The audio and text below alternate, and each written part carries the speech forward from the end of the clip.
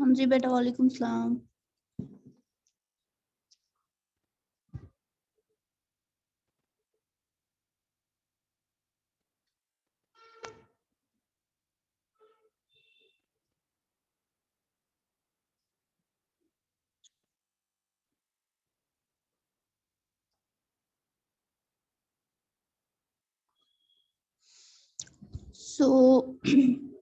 आज जो टॉपिक है जिसका हमें रिवाइज करना है, that is a new conservatism after 1815। Okay, तो हमने देखा कि जो रेवोल्यूशन की लहर है वो 1785 से लेके 1815 तक चली। अब 1815 में ऐसा क्या हुआ, 1815 तक ही क्यों हुआ?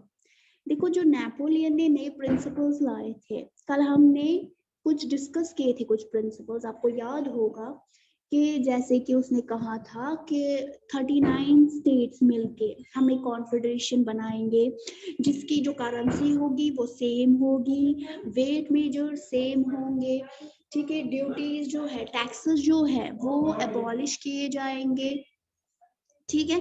तो इस तरह जो उसने सिस्टम बनाया, और फ्यूडल सिस्टम भी उन्होंने क्या किया था, उन्होंने अबॉलिश किया था फ्यूडल सिस्टम को भी। तो एक नया कंजर्वेटिज्म यहाँ पे देखने को मिला।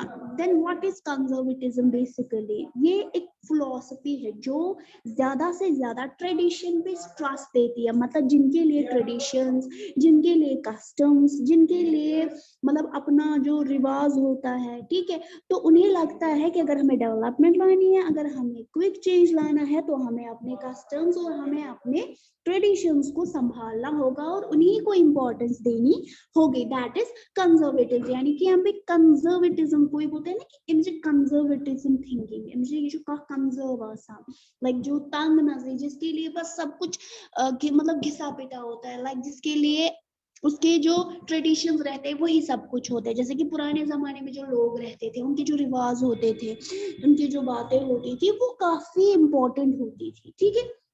नेपोलियन जो है वो हार जाता है 1815 में, बैटल ऑफ वाटरलू, ठीक है, बैटल ऑफ वाटरलू। आपको इसमें ये डिस्कस नहीं करना है कि वहां पे क्या हुआ, बस आपको इतना ही ध्यान रखना है कि वो हार जाता है 1815 में। तो यूरोपियन की जो गवर्नमेंट है वो कंजर्वेटिज्म में फिर से तब्दील हो जाती है। मतलब यहाँ पे जो एरिस्टोक्रेसी क्लास है वो अपने ट्रेडिशंस को, अपने कस्टम्स को ज्यादा क्या देते हैं, वो ज्यादा इंपॉर्टेंस देते हैं। एंड कंजर्वेटिव्स जो रहते हैं उनको लगता है कि अगर हमें स्टेट को, अगर हमें सोसाइटी को क्या करना है, संभालना है, तो हमें अपने ट्रेडिशंस को पकड़ के रखना होगा। जैसे कि चर्च है, वो भी एक इंस्टीट्यूशन है ना, तो उसको भी संभालना है। हमारी जो सोशल हायरार्कीज है उसे हमें मेंटेन करके रखना है, तभी जो ये रूलिंग क्लास है, जो ये किंगशिप है, वो हमारी मेंटेन रहेगी and it should be preserve, ठीक है। तो प्री रेवोल्यूशनरी डेज में ये लोग जैसे थे, ठीक है, अब वैसे तो इन्होंने नहीं दिखाया खुद को। लाइक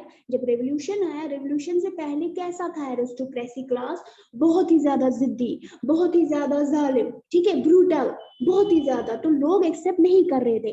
अब यहाँ पे कंजर्वेटिज्म क्या आया, यानी कि ये लोग एरिस्टोक्रेसी क्लास तो रहा, लेकिन इन्होंने कुछ चेंज लाई खुद में। इन्होंने जो नेपोलियन के प्रिंसिपल्स थे कुछ उसमें अपनाए, यानी कि इन्होंने बोला फ्यूडल सिस्टम जो है, जैसे नेपोलियन ने वो खत्म कर दिया, इन्होंने बोला चलो हमारे लिए अच्छा है, फ्यूडल सिस्टम खत्म हो गया, हमारे फ्यूडल लॉर्ड्स भी नहीं रहेंगे, हमारी कुर्सी पे भी कोई खतरा नहीं होगा। देखो पहले क्या होता था, जब ये छोटे छोटे लॉर्ड्स अलग अलग जगहों पे रखते थे, बाद में वही लॉर्ड क्या करता था, अपने असली मालिक को बोलते ना काटना, अपना ही कुत्ता जब काटता है, तो सेम चीज इनके साथ होती थी। वो क्या करते थे, वो अपने ही किंग के ऊपर हमला करते थे और टेरिटरी पे कब्जा कर लेते थे। मतलब अब ये जो नेपोलियन ने क्या किया, अब नेपोलियन ने यहाँ पे फ्यूडल सिस्टम खत्म किया, तो एरिस्टोक्रेसी क्लास को लगा चलो ठीक है, नेपोलियन ने कुछ चीजें अच्छी तो की, तो फ्यूडल सिस्टम इन्होंने बिल्कुल से खत्म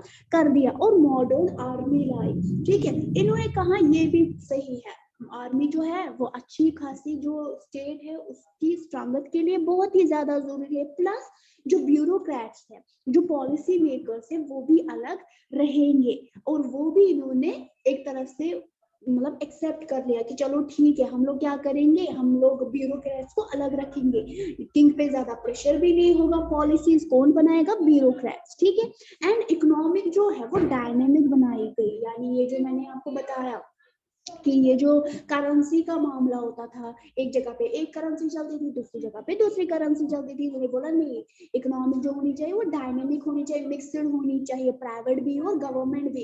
यानी यहाँ पे सिर्फ किंग के जिम्मेदारी पे नहीं है कि वो इकोनॉमी को आगे बढ़ाए, प्राइवेट ओनरशिप भी होनी चाहिए, लोग अपना अपना कारोबार करना चाहिए, ठीक है। तो ये सारी चीजें इन्होंने की। ऑटोक्रेटिक जो मोनार्की है यूरोप के अंदर, यानी एक सोलो पावर रहेगा यूरोप के अंदर, फ्यूडल लॉर्ड्स नहीं रहेंगे। तो 1815 में जो रिप्रेजेंटेटिव्स थे यूरोपियन पावर्स के, लाइक ब्रिटेन था, रशिया था, ऑस्ट्रिया था, प्रूशिया था, उन्होंने मिलके हराया था नेपोलियन को 1815 के अंदर। यानी अब ये जो पावर्स है ये एक तरफ हो गए थे और नेपोलियन को आराम से इन्होंने हराया। और इन्होंने वो जो मीटिंग की थी उसके बाद, जब ये नेपोलियन को हराते उसके बाद खुद की कॉपरेशन को बिल्डअप करने के लिए ये लोग एक मीटिंग बुलाते हैं, कहाँ पे, वियना में, जो ऑस्ट्रेलिया में है, ठीक है। तो वियना में जो इस कांग्रेस की मीटिंग होती है, और ऑस्ट्रिया के जो ड्यूक है, ड्यूक मैटरनिक, ठीक है, ड्यूक का मतलब किंग होता है, तो ये इस मीटिंग का हेड बना था, ठीक है। एंड इस मतलब मीटिंग को अटेंड करने के लिए बहुत सारे डेलीगेट्स आए हुए थे, जो ट्रीटी ऑफ वियना को साइन किया इन्होंने, और उसमें डिस्कस किया, under of treaty of Vienna उनमें डिस्कस किया कि क्या क्या चीजें हमें करनी चाहिए। लाइक नेपोलियनिक वॉर जो थे, मतलब जब नेपोलियन ने हमला किया था फ्रांस के बाद दूसरी कंट्रीज में, ऑस्ट्रिया में, पोलैंड में, तो इन्होंने बहुत सारी डिस्ट्रक्शन की थी, इनकी यूरोपियन पावर जो थे इनका बहुत ज्यादा नुकसान हुआ था। अब इन्होंने एक चीज करनी स्टार्ट कर दी, इन्होंने बोला कि चलो एक काम करते हैं, फ्रेंच रेवोल्यूशन फ्रांस से स्टार्ट हुआ, तो पहले हम लगाम किसको लगाएंगे, फ्रांस के ऊपर। चलो एक काम करते हैं, लुइस 16 जो है उसको वापस से हम क्या लाएंगे, बाबन डायनास्टी के जो राजा है लुइस, तो उसको वापस से रिस्टोर करेंगे पावर, ठीक है। लेकिन उसकी जो टेरिटरी होगी वो कब्जे में होगी, मतलब अगर वो चाहेगा भी वो अपनी पावर को एक्सपैंड नहीं करेगा। ये लोग जिस किंग को भी पावर देते थे वो किंग बाद में उनको बैकस्टैब करता था, छुरा बोलता था, ठीक है, वो फिर उन पे मतलब पूरी तरह कब्जा ही कर लेता था, बोलता था कि अब ये टेरिटरी मेरी है। लेकिन इस बार इन्होंने क्या किया, इन्होंने सोचा कि जिस भी किंग को हम पावर में देंगे उसकी टेरिटरी को क्या करेंगे, उसके टेरिटरी को एक तरह से बाउंड्रीज लगाई जाएगी ताकि वो अपनी टेरिटरी के बाहर एक्सपेंशन ना करे फ्यूचर में, ठीक है। या किंगडम था नीदरलैंड में, बेल्जियम में, तो इस तरह इन्होंने फ्रांस के इर्द गिर्द जो है एक तरह से बाउंड्रीज और बॉर्डर्स लगाए, ठीक है। उसके बाद प्रूशिया के इर्द गिर्द भी इन्होंने फ्रंटियर्स रखे, मतलब एक तरह से मानो बैंकर्स जैसे रखे, अपनी आर्मी वहां पे रखी ताकि वो कंट्रोल फर्दर ना करे, ठीक है। एंड जो ये 39 स्टेट्स का जो कॉन्फेडरेशन नेपोलियन ने बनाया था उसके साथ भी इन्होंने कुछ नहीं किया, बोला ये भी जो एक तरह से आइडिया है करेंसी का कि 39 स्टेट्स में सेम करेंसी रहेगी, तो ये बहुत ही ब्रिलियंट आइडिया है, तो क्यों ना हम एक काम करें ये ऐसे ही रखें। उसके बाद रशिया जो है उसे प्रूशिया मतलब पोलैंड का पार्ट बनाया गया। उसके बाद इनको और भी टेरिटरीज दी गई, ठीक है। मेन अटेंशन ये था कि मोनार्की को क्या करना है, मोनार्की को रेस्टोर करना है जो नेपोलियन ने ओवरथ्रो किया था, और यहाँ पे यूरोप के अंदर फिर से एक नया कंजर्वेटिव माहौल बनाना है। तो ये जो कंजर्वेटिव थे ये यही एरिस्टोक्रेसी क्लास थे, लेकिन इन्होंने नेपोलियन के प्रिंसिपल्स को क्या अपनाया था, दैट इज व्हाई यहाँ पे कंजर्वेटिज्म ये जो वर्ड है वो यूज किया गया। एंड सेकेंड इन्होंने कहा कि हम लोगों को ज्यादा से ज्यादा जो है वो फ्रीडम नहीं देंगे, ठीक है, हम टॉलरेट नहीं करेंगे कोई भी क्रिटिसिज्म।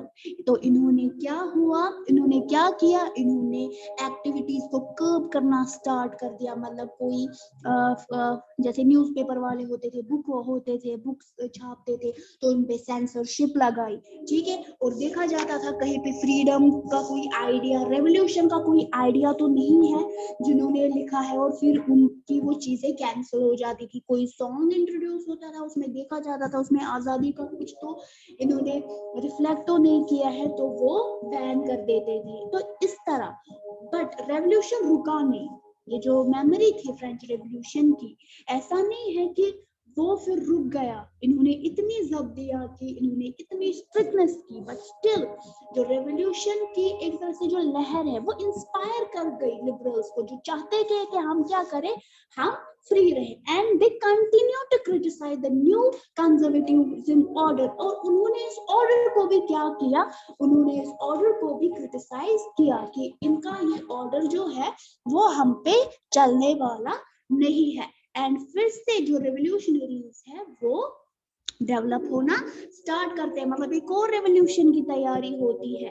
एंड नेक्स्ट टॉपिक में हम वही डिस्कस करेंगे, द रेवोल्यूशनरीज। आप में से जिन बच्चों को जो पहला हिस्ट्री का चैप्टर है वो छूट गया है, तो वो इन दिनों जो क्लास वो बाज़ाबिता से देंगे, ताकि वो रिवाइज में समझे कि हिस्ट्री का जो चैप्टर है उसके अंदर की स्टोरी क्या है, ठीक है।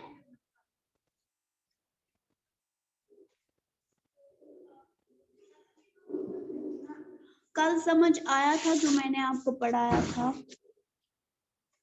Liberal nationalism. वर्सेस आप मुझे बोल सकते हो what is nationalism, liberal nationalism क्या थी, या फ्रांस के अंदर जब लिबरलिज्म आया, जब वो फ्री होने की कोशिश कर रहे थे, तो उन्होंने क्या क्या चीजें या क्या क्या चेंज लाई थी नेपोलियन ने।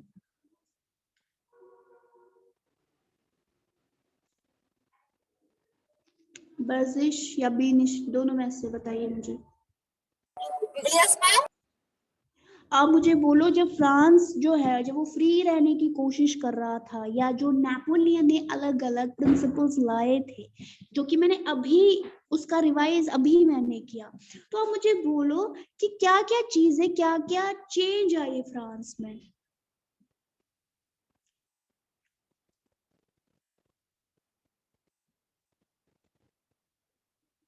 आप बोलिए बिनिश।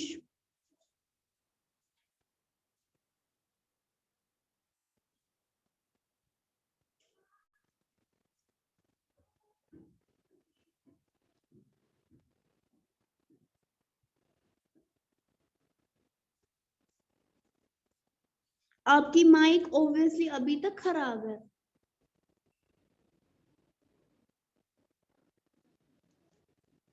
चैट पे नहीं, माइक अनम्यूट कीजिए।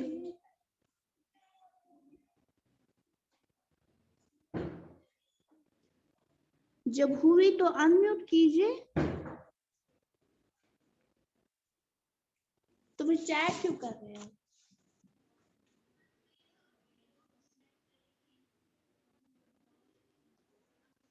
आपको ये दिखाना था, या तो फिर आप स्कूल आएंगे, यहाँ पे आईटी सेक्शन से देखेंगे कि क्या प्रॉब्लम है आपको, या तो आपके फोन में प्रॉब्लम है, या तो आपकी आईडी में प्रॉब्लम है। आप या तो किसी फोन वाले के पास जाएंगे अगर आपके फोन में प्रॉब्लम है, अगर फोन में प्रॉब्लम नहीं है तो फिर आपने आईडी में सेटिंग नहीं की है, आपने अपने जूम अकाउंट में सेटिंग नहीं की होगी, दैट इज वाई आपको ना तो माइक चलती है ना तो आपका कैमरा चलता है।